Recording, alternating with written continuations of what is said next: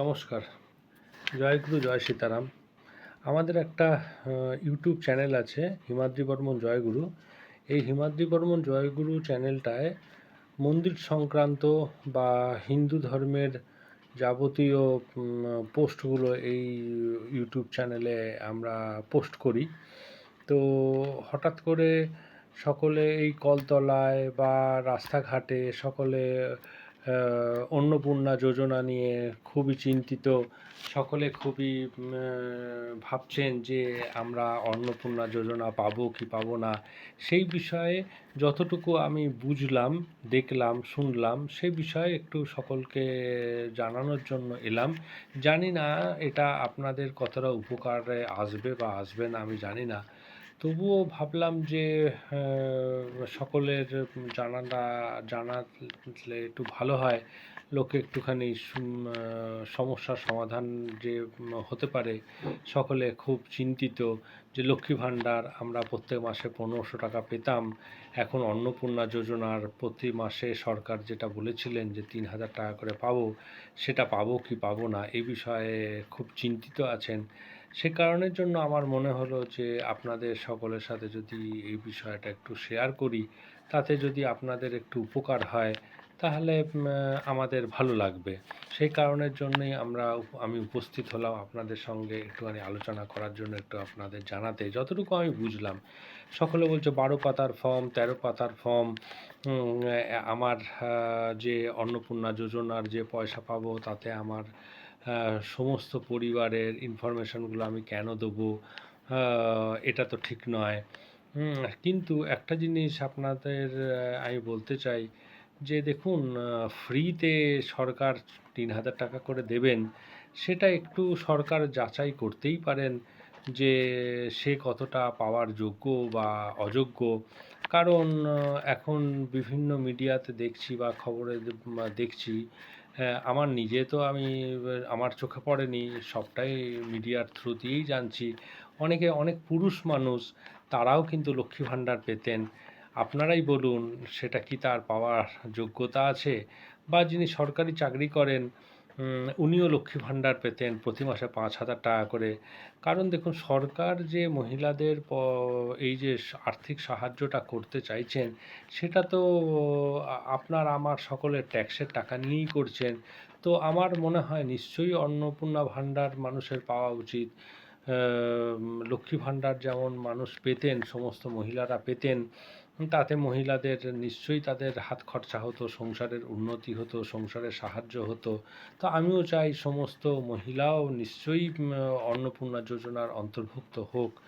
হ্যাঁ, কিন্তু সরকার যদি তাদের জনগণের সম্বন্ধে কিছু জানতে চান, তো সেখানে অনৈতিক তো বলা যায় না, কারণ সবটাই সরকারের। আমরা সবাই ভারতীয়।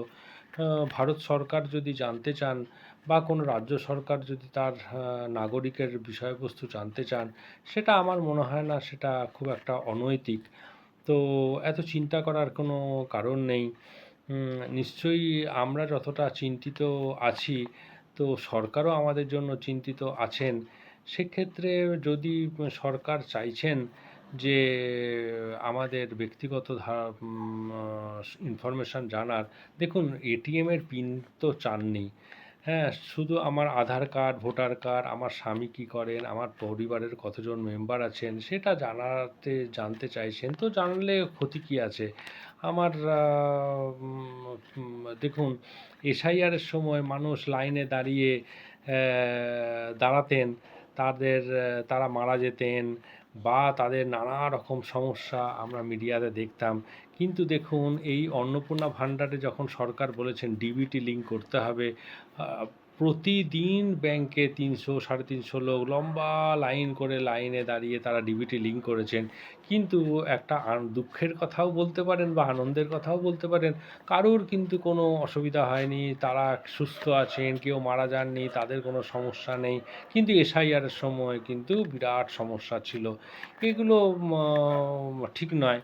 তো দেখুন, আমি কোনো পলিটিক্যাল কথা বলতে চাই না।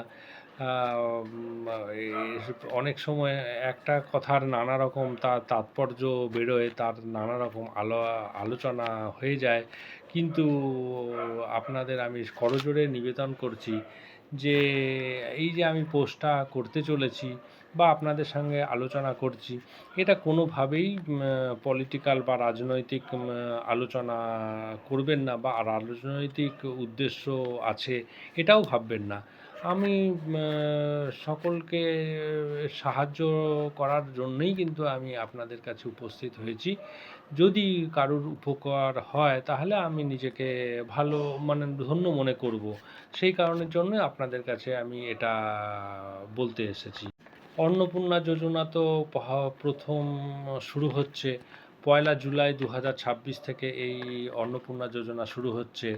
কলতলায় বলুন, চায়ের দোকানে বলুন, সবাই ভুলভাল একটা আলোচনা করছে, সবাই একটা প্যানিক করছেন, কিন্তু এই প্যানিক করার কোনো জাস্টিফিকেশান আমার মনে হয় না আছে। ভোটের আগে সরকার বলেছিলেন সমস্ত মহিলাই পাবেন, তো আশা করি 12 পাতায় ফর্মই হোক আর 13 পাতারই ফর্ম হোক, তো নিশ্চয়ই সমস্ত মহিলারা পাবেন। কিন্তু তার কিছু নিয়মাবলী সরকার বেঁধে রেখেছেন। তো কিছু কিছু দেখুন, ফ্রিতে সরকার পয়সা দেবেন প্রতি মাসে 3,000, খুব একটা কম অ্যামাউন্ট নয়, অনেক বড় অ্যামাউন্ট। সেটা সরকার নিশ্চয়ই আলোচনা করে বা দেখে স্ক্রুটিনি করেই তাদের অ্যাকাউন্টে পয়সাগুলো ট্রান্সফার করবেন। তো নিশ্চয়ই এটা হওয়া দরকার। অন্নপূর্ণা ভাণ্ডার সকলে ভাবছেন আমি পাবো কি আমি পাবো না, কিন্তু এটা মনে রাখুন, যে মহিলার বয়স 25 বছর থেকে 60 বছর বয়সে, তারা নিশ্চয়ই অন্নপূর্ণা যোজনা প্রতি মাসে 3,000 টাকা করে পাবেন। কিন্তু এটাও জানবেন, যিনি সরকারি চাকরি করেন তিনি অন্নপূর্ণা যোজনা পাবেন না। আগে অনেক কিছুই হয়েছে যেটা এখন আর হবে না, এটা আশা করা ভুল নয়, এটা ঠিক। কারণ সরকার যখন কাউকে পয়সা দিচ্ছেন, আর্থিক সাহায্য দিচ্ছেন, তো সরকার কিন্তু তার আর্থিক সাহায্যটা প্রয়োজন আছে কি না সেটা দেখেই কিন্তু সরকার এই পয়সাটা দেবেন। সকলে ভাবছেন স্বামী যদি সরকারি চাকরি করেন তাহলে স্ত্রী পাবেন কি না। একদম নিশ্চিত থাকুন, স্বামী যদি সরকারি চাকরি করেন তাহলে স্ত্রী নিশ্চয়ই পাবেন। কিন্তু এটা মনে রাখবেন, যদি কোনো স্ত্রী তার বার্ষিক আয় 12 লাখ টাকার উপরে হয় তাহলে কিন্তু তিনি অন্নপূর্ণা যোজনার আওতায় পড়বেন না। কারণ এটা ভাবুন যে প্রতি মাসে যাকে 3,000 টাকা দেওয়া হবে, তার যদি বছরে ইনকাম 12 লাখ টাকা হয়েই থাকে, তাহলে তার আর সরকারের কাছ থেকে 3,000 টাকা নেওয়ার কী উদ্দেশ্য আছে। কারণ দেখুন, যখন সরকার রেশন কার্ড বানান, তখন বিপিএল, এপিএল কার্ডগুলো কেন বানান? যার ক্ষমতা নেই তাকেই বিপিএল দেওয়া হয়। তো ঠিক সেরকমই অন্নপূর্ণা যোজনা, যে মহিলার বাৎসরিক আয় 12 লক্ষ টাকা, আপনারাই ভাবুন তার কি প্রতি মাসে সরকারের কাছ থেকে 3,000 টাকা অন্নপূর্ণা যোজনা নেওয়া কি ঠিক? তো অনেকেই হয়তো বলবেন যে না, ঠিক কি ঠিক নয়। কিন্তু আপনারা নিজেরাই ভাবুন যে একজন মহিলা যার বাৎসরিক ইনকাম 12 লাখ টাকা, আমার তো মনে হয় তার পাওয়া ঠিক নয়। তারপরে দেখুন, অনেকেই ভাবছেন যে নানা রকম ভাবছেন যে আমি পাবো কি আমি পাবো না, কিন্তু এটা খুব সহজ হিসাব। যদি তার স্বামী যদি সরকারি চাকরি করেন, তাহলে তার স্ত্রী যদি সরকারি চাকরি না করেন, তাহলে তিনি অন্নপূর্ণা যোজনার প্রতি মাসে 3,000 টাকা করে পাবেন। কিন্তু যদি কোনো স্বামী, তার অবর্তমানে তার স্ত্রী যদি সরকারি কোনো পেনশন পান, তাহলে কিন্তু উনি অন্নপূর্ণা যোজনার পয়সা পাবেন না। কিন্তু যদি তার স্বামী সরকারি চাকরি করতেন, তিনি এখন পেনশন পান, তার স্ত্রী কিন্তু অন্নপূর্ণা যোজনার পয়সা পাবেন। 2026 সালে যাদের এসআইআরের নাম বাদ পড়েছে, কিন্তু তারা অন্নপূর্ণা যোজনা পাবেন কি পাবেন না এ বিষয়ে সকলে চিন্তিত আছেন। দেখুন, 2026 সালে যাদের এসআইআরের নাম বাদ পড়েছে, ভুলবশত বা বিভিন্ন কোনো কারণে তিনি অ্যাপ্লাই করে রেখেছেন, তিনিও কিন্তু অন্নপূর্ণা যোজনার পয়সা পাবেন। কিন্তু তিনি যদি লক্ষ্মী ভাণ্ডার পেয়ে থাকেন, তাহলে তাকে কিন্তু এই 12 পাতার ফর্মটা ফিল আপ করে জমা দিতে হবে। অটোমেটিক তিনি কিন্তু অন্নপূর্ণা যোজনার ফান্ড তার অ্যাকাউন্টে ট্রান্সফার হবে না। আর আরেকটা জিনিস মনে রাখবেন, সকল মহিলার উদ্দেশ্যে আমি বলছি, তাদের ব্যাংকে নিশ্চয়ই ডিবিটি লিঙ্ক থাকতে হবে, তবেই অন্নপূর্ণা যোজনার পয়সা তার অ্যাকাউন্টে ঢুকবে। আমি আমার যতটুকু আমি বুঝলাম সেই অনুযায়ী আমি বললাম। দেখুন, শোনা যাচ্ছে, হয়তো বিভিন্ন জায়গা থেকে শুনতে পাচ্ছি যে এই 12 পাতার ফর্ম থেকে কিছু হয়তো ফর্ম ছোট হবে, কিছু ইনফরমেশান কমবে, কারণ অনেকেই বলছে এত ইনফরমেশান আমি দিতে পারবো না, আমি লিখতে পারবো না। তো আপনারা একটু সহযোগিতা করুন, নিশ্চয়ই আপনারা পারবেন। তো দেখুন, যদি কোনো সমস্যা হয় তাহলে আশেপাশে যারা রয়েছেন তাদের সঙ্গে একটু কথা বলুন, তারা নিশ্চয়ই আপনাদের সকলের সাহায্য করবেন ফর্ম ফিল আপে।